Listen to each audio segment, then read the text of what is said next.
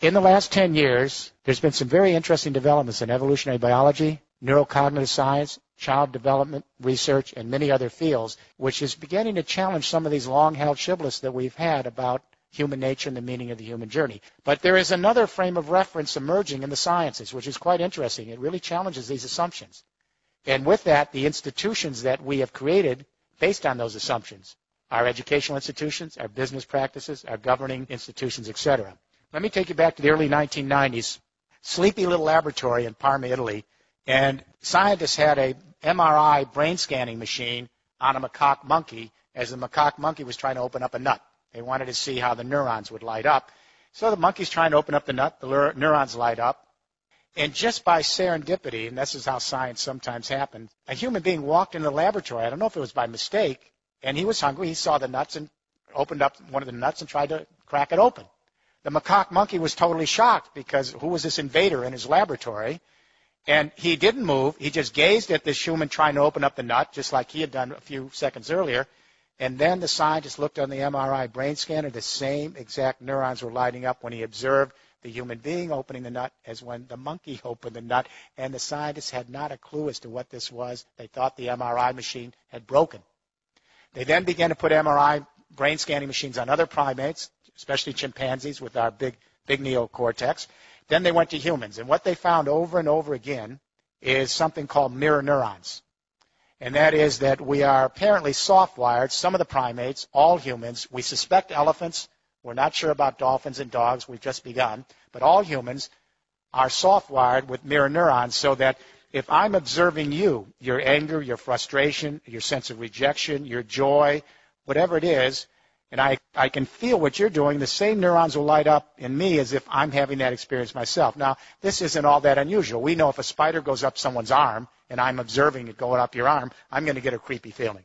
We take this for granted, but we are actually soft-wired to actually experience another's plight as if we are experiencing ourselves. But mirror neurons are just the beginning of a whole range of research going on in neuropsychology and brain research and in child development that suggests that we are actually soft-wired, not for aggression and violence and self-interest and utilitarianism, that we are actually soft-wired for sociability, attachment, as John Bowlby might have said, affection, companionship, and that the first drive is the drive to actually belong. It's an empathic drive. What is empathy? It's very complicated. When little babies enter nursery and one baby cries, the other babies will cry in response. They just don't know why. That's empathic distress. It's built into their biology. Around 2.5 years of age, a child actually can begin to recognize himself in a mirror. That's when you begin to mature empathy as a cultural phenomenon. And that is once a toddler can identify themselves, then they know that if they're observing someone else have a feeling, they know that if they feel something, it's because they're feeling it because someone else has it. They're two separate beings. Selfhood goes together with empathic development. Increasing selfhood, increasing empathic development. Around 8 years of age, a child learns about birth and death. They learn where they came from, that they have a one and only life, that life is fragile and vulnerable, and one day they're going to die. That's the beginning of an existential trip. Because when a child learns about birth and death and they have a one and only life, they realize how fragile and vulnerable life is. It's very tough being alive on this planet, whether you're a human being or a fox navigating the forest. So when a child learns that life is vulnerable and fragile, and that every moment is precious, and that they have their own unique history, it allows the child then to experience another's plight in the same way. That other person or other being, could be another creature, has a one and only life. It's tough to be alive, and the odds are not always good. So if you think about the times that we've empathized with each other or fellow creatures, it's always because we felt their struggle. We have the width of death in empathy and the celebration of life. And we show solidarity with our compassion. Empathy is the opposite of utopia. There is no empathy in heaven. I guarantee you, I'll tell you before you get there. There isn't any empathy in heaven because there's no mortality. There's no empathy in utopia because there is no suffering. Empathy is grounded in the acknowledgement of death and the celebration of life and rooting for each other to flourish and be. It's based on our frailties and our imperfections. So when we talk about building an empathic civilization, we're not talking about utopia. We're talking about the ability of human beings to show solidarity not only with each other, but our fellow creatures who have a one and only life on this little planet. We are Homo empathicus. So here's the question. We know that consciousness changes in history. The way our brain is wired today is not the way a medieval serf's brain would be wired, and their brain wouldn't be the same as the wiring of a forager hunter 30,000 years ago. So the question I asked at the beginning of this study 6 years ago is, how does consciousness change in history? Because I wanted to imagine the following proposition. Is it possible that we human beings who are soft-wired for empathic distress, is it possible we could actually extend our empathy to the entire human race as an extended family, and to our fellow creatures as part of our evolutionary family, and to the biosphere as our common community? If it's possible to imagine that, then we may be able to save our species and save our planet.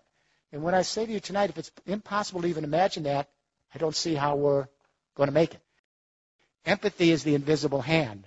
Empathy is what allows us to stretch our sensibility with another so that we can cohere in larger social units. To empathize is to civilize. To civilize is to empathize.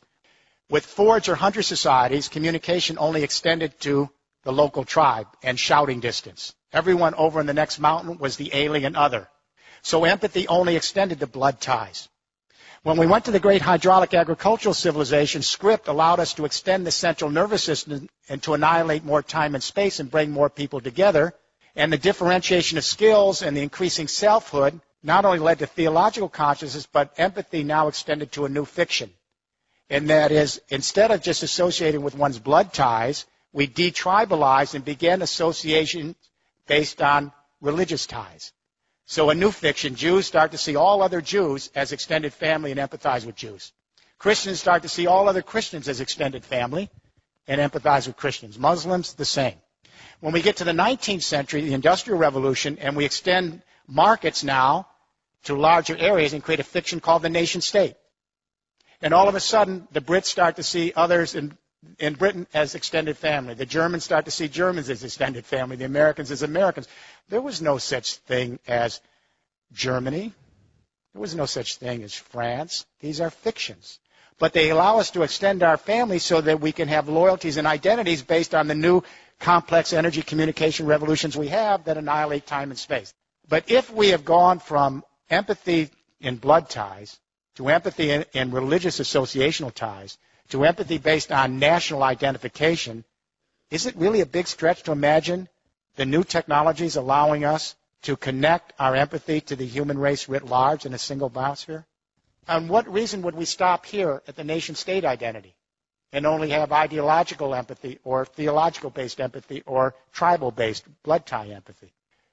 We have the technology that allows us to extend the central nervous system and to think viscerally as a family, not just intellectually. When that earthquake hit Haiti, and then Chile, but especially Haiti, within an hour the Twitters came out, and within 2 hours some cell phone videos, YouTube, and within 3 hours the entire human race was in an empathic embrace coming to the aid of Haiti.